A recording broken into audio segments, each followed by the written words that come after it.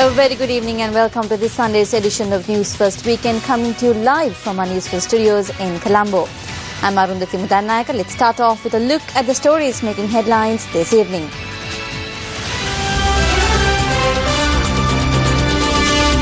First draft of the US-sponsored resolution on Sri Lanka to come under discussion at the informal session in Geneva tomorrow. New development into Seya Sadumi's murder investigation. Police examine computer used by possible suspect.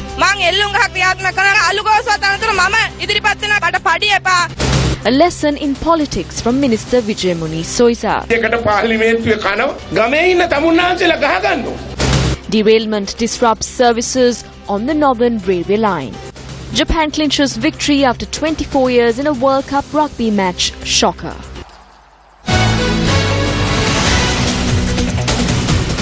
And now the stories in detail. The first draft of the US-sponsored resolution on Sri Lanka, entitled Promoting Reconciliation, Accountability and Human Rights in Sri Lanka, will be taken up at the first informal sessions on the resolution at the UN Human Rights Council in Geneva tomorrow. Reports from Geneva say that copies of the US draft resolution were distributed among the delegates who are taking part in the UNHRC sessions. The draft resolution contains 26 operative paragraphs. The resolution takes note of the new government of Sri Lanka's commitment to undertaking a comprehensive approach to transitional justice, incorporating the full range of judicial and non-judicial measures. The draft resolution also welcomes the proposal by the government of Sri Lanka to establish a Commission for Truth, Justice, Reconciliation and Non-Recurrence, an Office of Missing Persons and an Office for Reparations. It goes on to say that it welcomes the government of Sri Lanka's recent passage of an updated witness and victim protection law and urges the government of Sri Lanka to strengthen these essential protections by making specific accommodations to effectively protect witnesses and victims participating in transitional justice processes. The resolution underscores the importance of the government taking additional steps on return of land to the rightful civilian owners, ending of military involvement in civilian activities, the resumption of livelihoods and the restoration of normality to civilian life. The resolution reiterates the call upon the government of Sri Lanka to implement effectively the constructive recommendations made in the report of the Lessons Learnt and Reconciliation Commission. The resolution also urges the government of Sri Lanka to investigate all alleged attacks by individuals and groups on journalists, human rights defenders, members of religious minority groups and other members of civil society, and to hold perpetrators of such attacks to account and to take steps to prevent such attacks in the future. The resolution requests the Office of the High Commissioner to assess and verify the human rights situation in Sri Lanka and to present an oral update to the Human Rights Council at the 33rd session and a comprehensive report, followed by a discussion on the implementation of the present resolution at the 34th session. To learn more on tomorrow's proceedings in Geneva, Switzerland, we contacted senior journalist Sunanda Deshapriya. This time, there will be no vote. It has to be a consensus resolution because majority countries in the council, members in the council, does not want a vote against Sri Lanka. No country is going to ask for a vote. In that sense, this year, because Sri Lankan government has changed and government has shown its commitment to democratic reforms and to some extent for accountability, the attitude towards the Sri Lankan government has changed drastically in the council. In this situation, Sri Lankan government has, I think, very strong leverage this time, not like last year. Addressing an event in Mathura, State Minister of Finance Lakshman Yapa Abewardena stressed that President Maithripala Sirisena's scheduled visit to the United States will help strengthen ties with the international community. Maithripala Sirisena, as the chairman of the SLFP and the alliance, has said that we have achieved many victories. Instead of sacrificing those who were involved in the war, we have been able to now clear their names. This report from Geneva does not contain any of those names. It does not mention Mahinda Rajapaksa, Gotabaya Rajapaksa, nor any other military leader. What it does say is that there were certain wrongs and that there needs to be an investigation into it. But the President will handle that matter too when he leaves the United States from the 23rd to the 30th of this month. During that time period, he will do what is required to gain the trust of the international community. He has done this on previous occasions. Speaking at a meeting in Trincomalee, opposition leader R. Sambandhan was also optimistic that human rights will be assured in the country. There was a 30-year-long war. We cannot forget that. There were several justifiable reasons for that war to begin. Several bad things took place. The youth were rejected. They did not have employment opportunities. They were not given equal opportunities when enrolling for universities. These were the reasons for the war to begin. But we do not want another war in the country. None of us are in favor of it. If it does happen, the country would be greatly affected. We completely reject a war. Peace, rule of law, equality and human rights must be safeguarded in this country. Everyone in this country must live in equality. A suitable decision must be taken. Singapore is one of the most developed and richest nations in the world because they took appropriate decisions. Sri Lanka too must follow this path because it has all the resources to reach that potential. The government as well as the people of this country have the responsibility to use these resources. These things will be protected under the patronage of President Maithripala Sirisena. We have trust in him that he will resolve the country's national problem in a fair and equal manner. Under the Resolution 25/1 in the previous year stated that Sri Lanka should have an international mechanism that would go into inquire human rights violations and humanitarian law violations happened in the period of war. Now, after the American stand change, the international community is going to have a consensual resolution based on to have a local mechanism. Although recommendations are talking about hybrid, but the Sri Lankan stand is to implement dealing with past. So there is a gap between recommendation and the Sri Lankan stand, and we know that the American government as well as other propounders of the previous resolution are working to have a compromise. So next week we see that this compromise may be deliberated and finally come into a conclusion.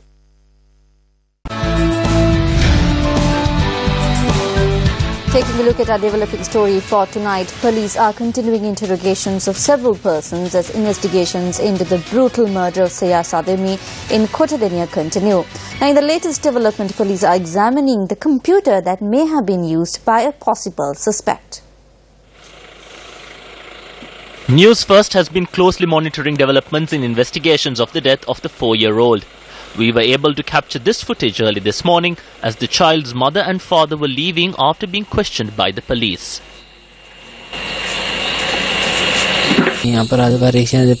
The Criminal Investigations Department called us for an interrogation at 9 a.m. today. We left home at 7 and we returned home only now. We asked the President and the IJP to arrest the criminals as soon as possible.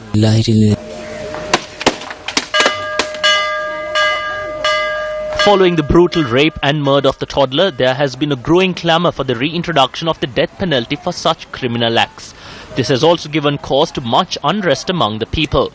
This was the manner in which the people of Kuliyapitiya made a plea to the gods at the Katharagama temple.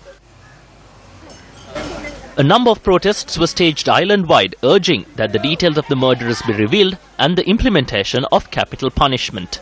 I don't know how many more will have to perish. Therefore, capital punishment needs to be implemented to put a stop to this.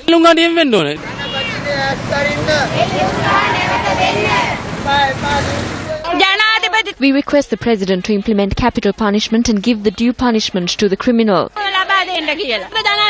Dear President, if you are to ensure the safety of these children, implementing capital punishment is a must.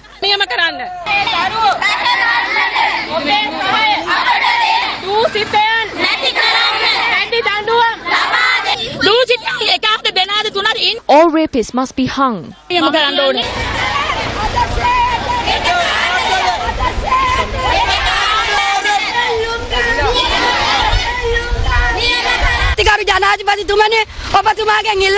On behalf of the people of Polonnaru, I request the President to give the highest punishment possible to this criminal by introducing capital punishment to the country. Don't waste too much time in hearing this case in the courts. Implement the true law of this country and get rid of criminals of this nature once and for all.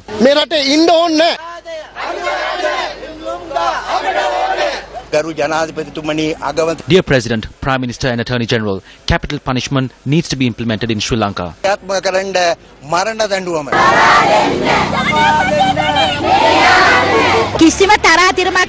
Those found guilty should be given the maximum punishment possible.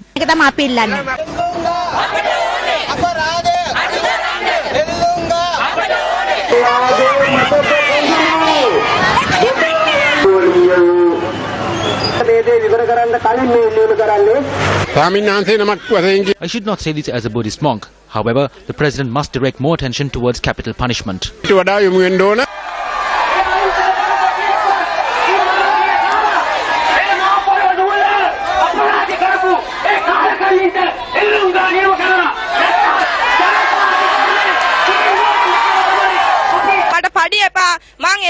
I do not want wages. I want to make this announcement to the President that I will work as an executioner once capital punishment is introduced to hang those convicted of child abuse. Welcome back. You're with News First. Speaking at a ceremony in Kotahena today, leader of the National United Front Azad Sari urged for the implementation of capital punishment.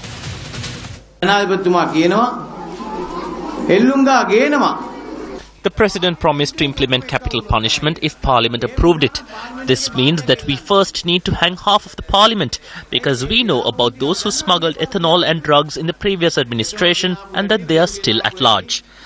I would like to state that the President should immediately implement the death penalty using the powers that are vested in him. We should not be waiting for Parliament's approval on this. As a mark that the children's future is safeguarded, the government should swiftly implement the death penalty. Speaking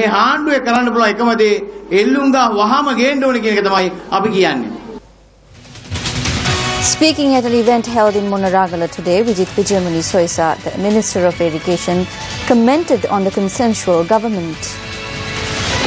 A heightened police presence was witnessed at this event held in Madagama due to the recent confrontational atmosphere in the Monaragala district.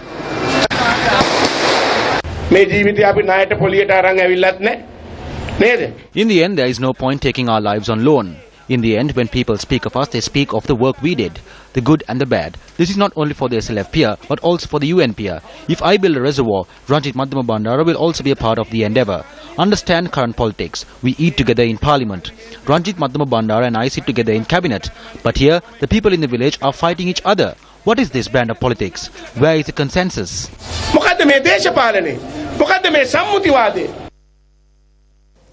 Two hospital attendants who were engaged in a heroin smuggling racket have been arrested in the Polonnaruwa new town. It has come to light that the suspects were brothers and that one of them was employed at a public women's hospital in Colombo and the other at a hospital in Polonnaruwa. They had 2.29 grams of heroin in their possession. Meanwhile, Plantations Minister Navin Dissanayake is proposing the establishment of a system to gradually eradicate drugs from the country. The minister expressed these views on the drug menace after accepting the Swarna Bimba Award presented by the Dampal Foundation yesterday.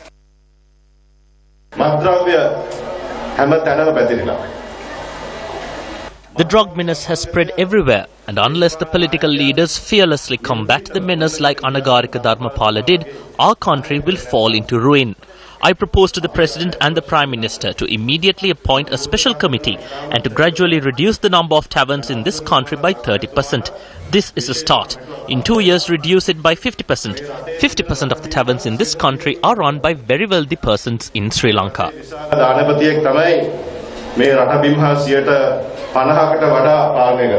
The event was held at the capital Pirtisa Pirivana yesterday to mark the 151st birth anniversary of Anagarika Dharmapala and the 45th anniversary of the Dampal Foundation.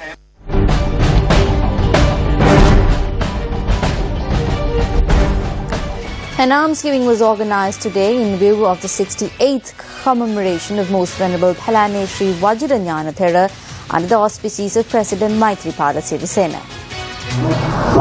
The almsgiving was held at the Vajra temple in Bambalapitiya. The Mahasangha who attended the event invoked blessings on the President and praised him for the measures taken by him to recognize the work of Sri Anagarika Dharmapala, who rendered a yeoman service to the Buddha Sasana. The President was also commended for implementing the vision of Anagarika Dharmapala as it is even suitable for today's society. The Newsfirst U Report Central and North-Western Province Conference was held today. Our network of U reporters has grown rapidly since the concept was introduced 2 years ago to over 20,000 citizen journalists.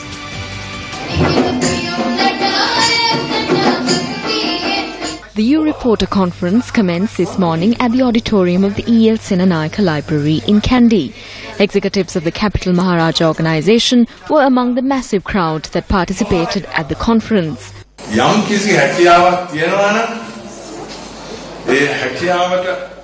The Capital Maharaja organization is prepared to help in any way in order to facilitate and encourage talent. Capital Maharaja Samvidhanaya Senior representatives of Newsfirst also spoke at the event. Newsfirst U-Report Eagle Awards were also presented at this event to U-Reporters who have displayed exceptional talent and skill. 12 U-Reporters from the central and northwestern provinces were nominated for Eagle Awards. Arunapriya Shantha won the Eagle Award for the best U-Reporter from the Monaragala district.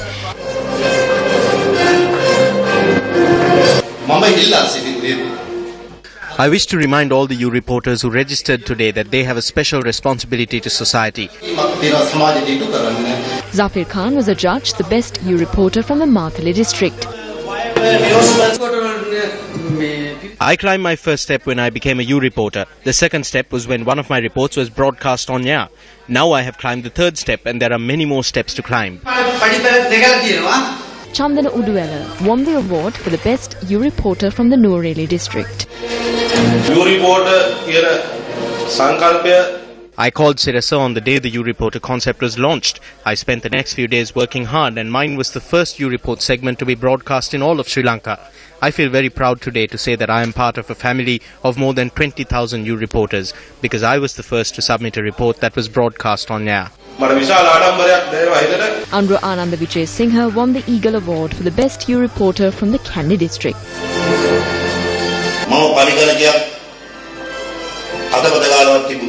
When I started out, I hadn't even touched a computer. It was my dear daughter that uploaded my first report to the Newsfirst portal. One day I received a phone call informing me that there had been a railway accident in the Suduhumpola area. I went there as fast as I could to record footage of the accident. I did not for a moment think that my daughter would be a victim.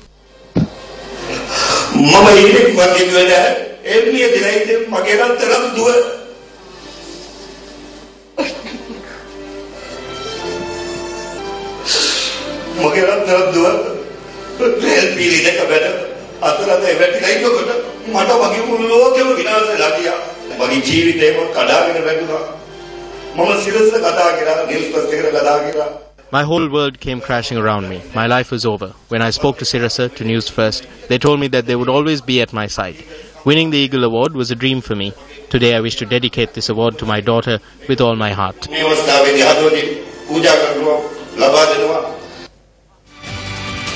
Train services on the Northern Railway line have been hampered as a result of a derailment between Shravastipura and Thalava in Anuradhapura.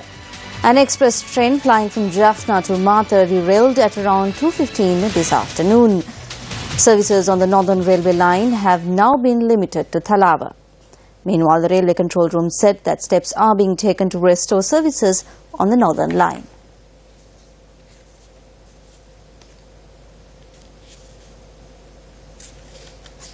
Welcome back to the news.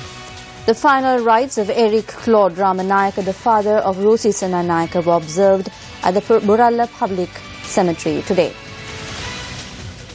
President Maithripala Sirisena was among the mourners who visited the family residence on Galpotha Road in Navala today to pay his last respects to the late Eric Rama Nayuka. Many politicians visited the family residence in Navala today. The final rites were observed this afternoon. Up next is a look at Action TV.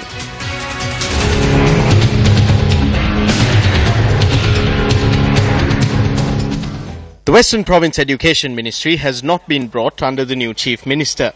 A separate minister has been appointed for the purpose. However, as the head of the province's Board of Ministers, the Chief Minister too can intervene in the matter of education. It is important to study the new Chief Minister's understanding of education, given his capacity to intervene. While the 13th Amendment to the Constitution devolves powers pertaining to education between the central and provincial governments, the provincial government is only able to make decisions on school education. Thereby, if a provincial council uses funds allocated for education for any purpose other than primary and secondary education, the council's understanding of education is brought into question. The new Chief Minister's response to an Action TV expose aired on the 17th of this month shows that preparations are being made to interfere in matters outside the provincial council's purview. The subject of the Action TV expose was that an external party had been given permission to operate a preschool, removing the existing primary section at Siddhartha Vidyalaya in Thalapatpitiya, Nugegoda. This came against a backdrop where a non-government organisation had been operating another preschool and other profitable ventures on a plot of state land belonging to the school, valued at about 10 million rupees, without paying any money to the state. The decision to allocate the school's primary section for a second preschool was made by the new Chief Minister. The principal was in favour of it, the Zonal Education Director was in favour of it, and so was the Director of Preschool Education at the Education Ministry. Thalapatpitiya is not the first instance we have undertaken such an endeavour. We did this at Rahula Vidyalaya in Madiwala too, together with MP Grero. As per the 13th Amendment, the development of preschools comes under our purview, so we are able to do this at any time within the school premises. Children need to go to preschool before enrolling at school. Whether or not a child has attended a preschool prior to enrolling at grade 1, preschool is not a prerequisite. If, as the new Chief Minister claims, both the Zonal Education Director and the Principal have acquiesced to commence a preschool within the primary section of Siddhartha Vidyalaya, it brings into question their understanding of their duties. Furthermore, if, as the new Chief Minister claims, there exists a Director of Preschool Education at the Provincial Education Ministry, it should be inquired into immediately, as such a position does not exist within the constitution of the Sri Lanka Education Administrative Service. Such a position cannot be maintained using public funds. It is imperative that authorities put a stop to the attempt to allocate state-owned school land for external parties to run profit-making preschools. Governor of the Western Province, over to you.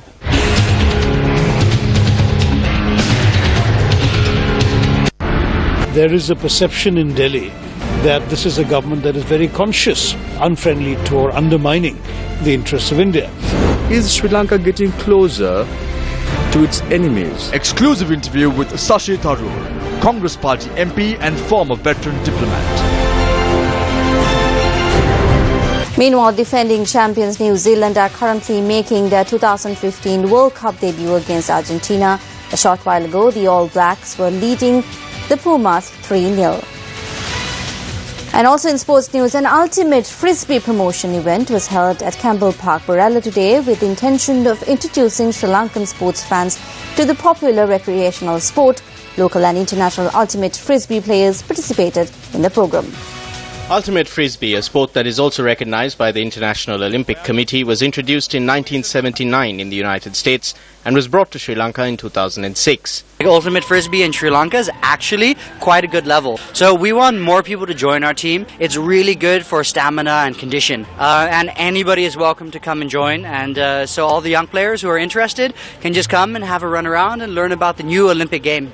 Following several exhibition matchups, the Ultimate Frisbee teams of Ratnapura and Colombo faced off. However, the onset of rain forced a draw. St. Joseph's College, Colombo emerged victorious in the boys' inter-school Shakespeare drama competition finals held at the Bishop College Auditorium last night. The Josephians, who performed an adaptation from King Lear, were directed by Kevin Cruz. Sharp-toothed unkindness, like a vulture. I entreat you to bring but 5 and 20 to no more will I be placed. The man that makes his tone alive. Over the last 2 months, 19 boys' schools from across the island toiled tirelessly in hopes of being crowned the champion of the Inter-School Shakespeare Drama Competition 2015. It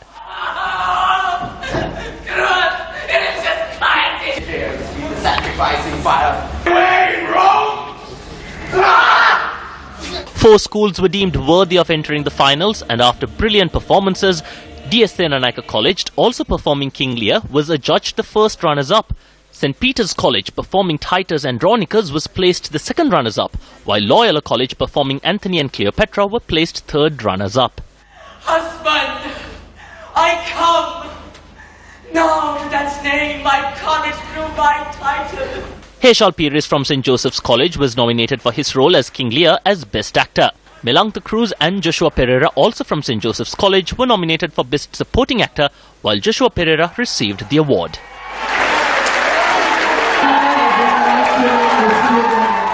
And with that, we wrap up tonight's edition of News First Weekend. Thank you very much for joining us. Have a great week ahead of you. Good night.